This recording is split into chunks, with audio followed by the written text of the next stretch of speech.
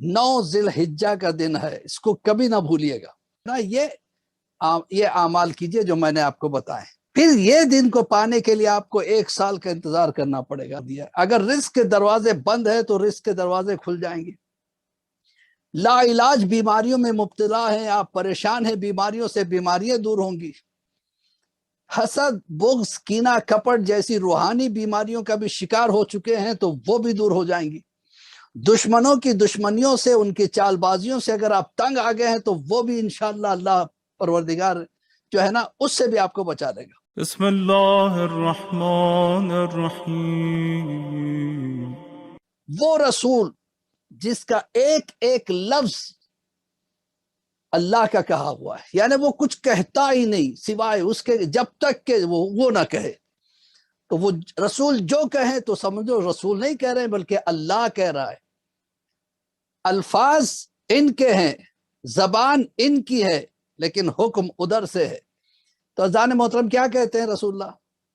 من بکا علی مصائب الحسین، جو امام حسین کے غم میں رویا، جس نے بھی چاہے تھوڑا سا بھی آنسو اگر نکل گئے، اس کی کیا فضیلت ہے؟ او جلسا او تذکر، یا ان کا ذکر کیا، ان کے مصائب کا ذکر کیا، یا امام حسین کا ذکر کیا۔ کتنے آپشن سے دیکھیے، جو رویا اس کا ثواب، جو ذکر کیا اس کا ثواب، او جلس فی المجلس، یا آ کے مجلس میں بیٹھ گیا، مجلس کو سنا، توجہ دیا، یہ باتیں نہیں آ رہی ہیں، بیٹھ گیا، مجلس میں آ کے بیٹھ گیا، چاہے مجلس سمجھ میں آئی ہو نہ آئی ہو، اگر سمجھ میں آ جائے تو اس کا کئی زیادہ ثواب، اگر سمجھ میں نہیں آئی، اس میں چینج نہیں آیا، پھر بھی مجلس میں آ کے بیٹھ گیا تو اس کا بھی ثواب۔ او قدم اہل العزا، یا پھر اہل عزا کی خدمت کی۔ دیکھیے اہل عزا کی خدمت سے ایک بات یاد آتی ہے، بیان کر دوں تاکہ اہمیت اور واضح ہو جائے مجلس کی۔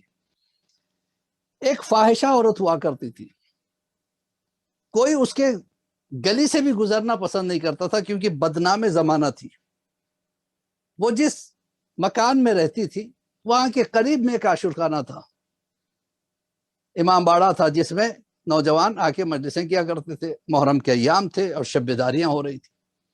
رات کو اس عورت کو بھوک لگتی ہے اور اس نے دیکھا کہ کچھ کھانا ہے لیکن ٹھنڈا ہو چکا ہے۔ اس نے دیکھا ماچس نہیں ہے، اب وہ سوچنے لگی کیسے میں کھاؤں، ٹھنڈا کھانا ہو چکا ہے، سوچا تھوڑی دیر کے لیے اس کو گرم کر لوں، لیکن گرم کرنے کے لیے ماچس نہیں ہے۔ اب وہ بالکنی میں آ کے دیکھتی ہے کہ سامنے جو عاشورخانہ ہے اس میں نوجوان بچے جو ہے، کچھ یوتھ مصروف ماتم ہے، شب بیداری ہو رہی ہے اور ان کے لیے کھانا بن رہا ہے۔ سوچا یہ اچھا ہے، چلو میں جا کے وہ جو آگ لگ رہی ہے اس میں سے تھوڑی آگ لے کے آتی ہوں۔ ایک برتن لے لی، آگ لانے کے لیے وہاں پہنچی۔ اب جو جا کے دیکھا تو دیکھا کہ کھانا جو ہے، اب سارے نوجوان بچے اپنی اپنی عزاداری میں مصروف، کھانا ابھی کچا ہے اور آگ بجھتی چلی جا رہی ہے۔ سوچا ارے بیچارے اتنا ماتم کر رہے ہیں، ماتم کرتے کرتے تھک جائیں گے تو پھر ان کو صحیح کھانا نہ ملے، صحیح نہیں ہوگا۔ تو اس نے اس برتن کو ایک طرف رکھا اور آگ کو روشن کرنے لگی، پھونک مار کے اس نے آگ کو روشن کیا، اتنا کر دیا کہ جس سے کھانا جو ہے نا صحیح طریقے سے پک جائے۔ اب اس کا تھوڑا سا وہاں سے اس نے تھوڑی سی آگ لی اور اپنے گھر پہ چلی گئی۔ اس کے بعد اس نے گرم ورم کیا ہوگا اپنا کھانا، اس کے بعد تھوڑی دیر میں اس کو کھانے کے بعد نیند لگ گئی۔ اب وہ دیکھتی ہے کہ قیامت کا محشر کا میدان ہے اور محشر میں جو ہے نا ایک ایک گناہگار کو اٹھا کے جہنم کی آگ میں پھینکا جا رہا ہے۔ اب ملائکہ کو حکم ہوا کہ اس کو بھی اٹھا کے پھینکو۔ جب اس کو لے کے جانے لگے، اتنے میں ایک بی بی سامنے آ گئی جو سر سے لے کر پیر تک چادر میں تھی۔ آگے کہا ملائکہ بھی رک جاؤ، ابھی اس کو جہنم میں مت ڈالو، کہ شہزادی یہ غلط کام کرتی تھی، فاحشہ ہے، اس کی سزا جہنم ہے۔ کہ ٹھیک ہے، لیکن ابھی ابھی اس نے امام حسین کے عزاداروں کی خدمت کی، اس نے جو آگ روشن کرنے کی کوشش کی تو اس کی راکھ اس کے بالوں میں لگی ہوئی ہے۔ وہ جب تک وہ راکھ اس کے بالوں میں ہے، جہنم اس کو جلا نہیں سکتا۔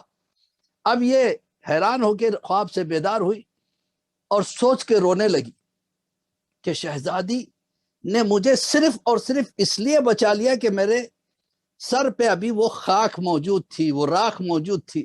نکل کے آئی، آنے کے بعد آستانے کے دروازے پہ بیٹھ کے داڑھیں مار کے رونے لگی۔ لوگوں نے آ کے پوچھا کیا معاملہ ہے؟ تو کہا ایسا ایسا میں نے خواب دیکھا ہے۔ تو اب ماتم اور تیز ہونے لگا۔ تو اب اس کا ضمیر جاگا، اس نے دل سے توبہ کی، اور اس کے بعد اس نے جو ہے نا شیعت کو قبول کیا اور بہترین عورت بن گئی۔ تو کس چیز نے اس میں چینج پیدا کیا؟ مجلس حسین۔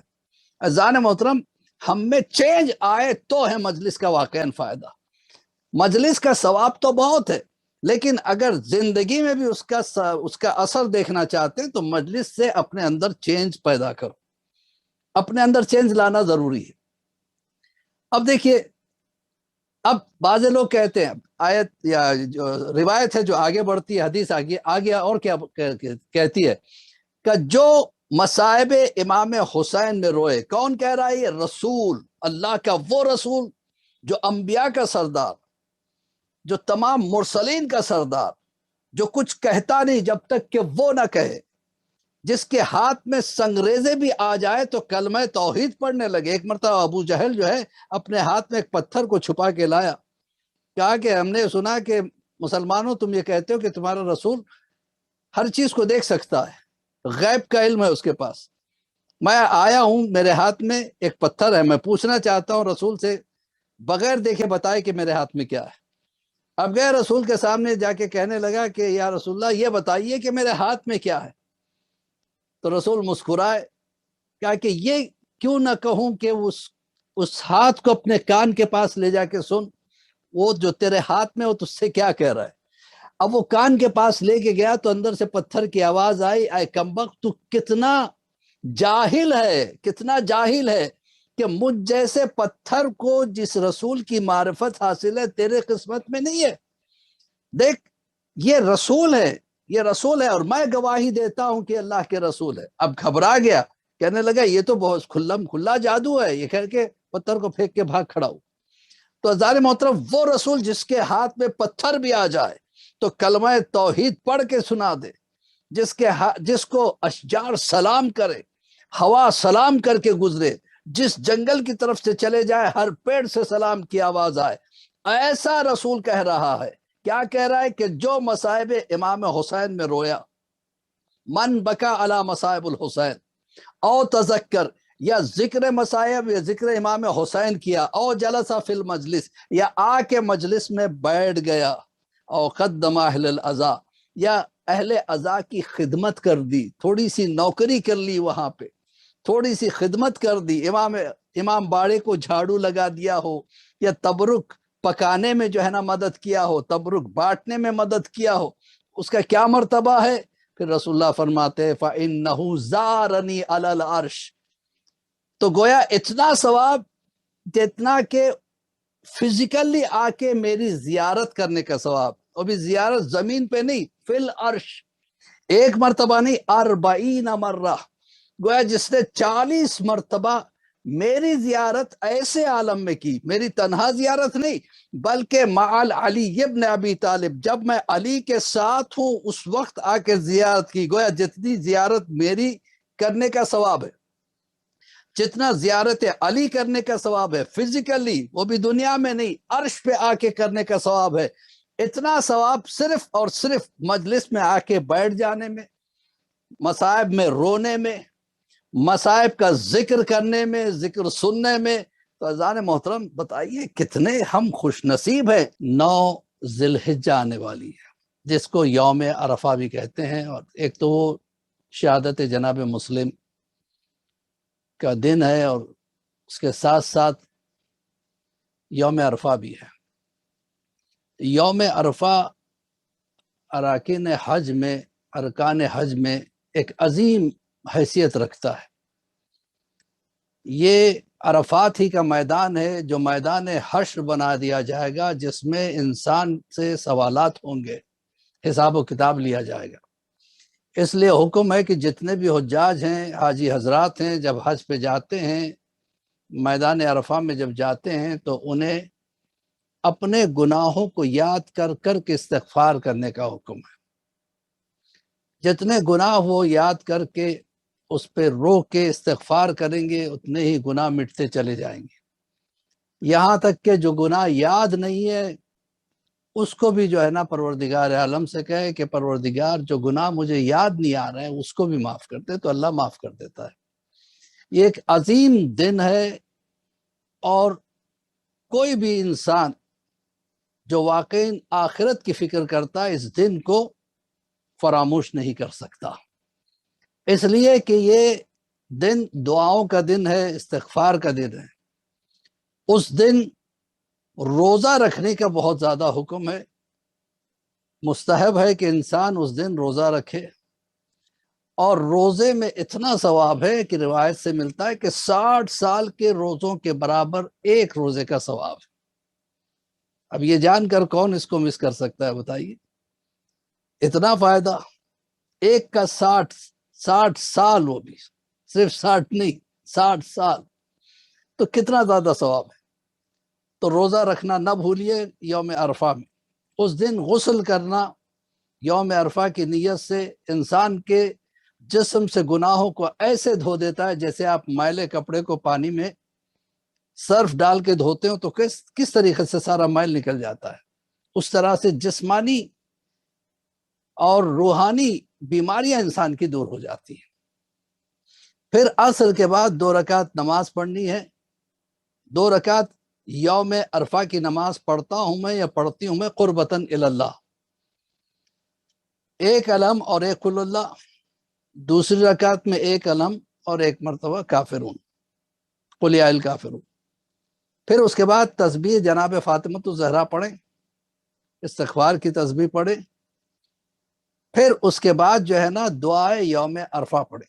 اور اتنی تاکید ہے اس دعا کے لیے، تھوڑی سی دعا لمبی ہے، کبھی اگر کوئی گھبرا کے یہ سوچے اگر میں روزہ رکھوں گا تو پھر یہ دعا کیسے پڑھ سکتا ہوں، تو اس کے لیے علماء کہتے ہیں ایسی حالت میں روزہ نہ رکھو لیکن دعا کو مت چھوڑنا، اتنی تاکید ہے اس دعا میں، لہٰذا یہ چیز ضرور کیجیے گا۔ آپ نہیں جانتے کہ آپ میں اتنا چینج آ جائے گا، اتنی برکتیں اللہ کی طرف سے شامل حال ہو جائیں گی کہ آپ اندازہ بھی نہیں لگا سکتے۔ وہ افراد جو یوم عرفہ سے غافل ہوتے ہیں اور قیامت میں جب دوسروں کے نام اعمال میں اس کا ثواب دیکھتے ہیں تو اپنے سر پکڑ کے رونے لگتے ہیں، کاش ہم نے یوم عرفہ کو ضائع نہ جانے دیا ہوتا۔ یہ ایسے سمجھ جائیے دنیاوی اعتبار سے اگر کسی کو بہت بڑی لاٹری مل جائے، اسے سمجھ میں نہیں آئے گا کہ کون سا پیسہ کہاں خرچ کروں، کس طریقے سے میں کس پیسے کو کس جگہ لگاؤں۔ تو یوم عرفہ میں اتنا ثواب مل جاتا ہے دعائے عرفہ پڑھنے کے بعد کہ انسان حیران رہ جاتا ہے کہ اللہ نے مجھے اتنا ثواب دے دیا اور میں کتنے یوم عرفہ غفلت کی وجہ سے چھوڑ دیا، کاش مجھے وہ یوم عرفہ مل جاتے۔ پھر یہ دن کو پانے کے لیے آپ کو 1 سال کا انتظار کرنا پڑے گا۔ تو یوم عرفہ نہ بھولیے، 9 ذی الحجہ کا دن ہے، اس کو کبھی نہ بھولیے گا۔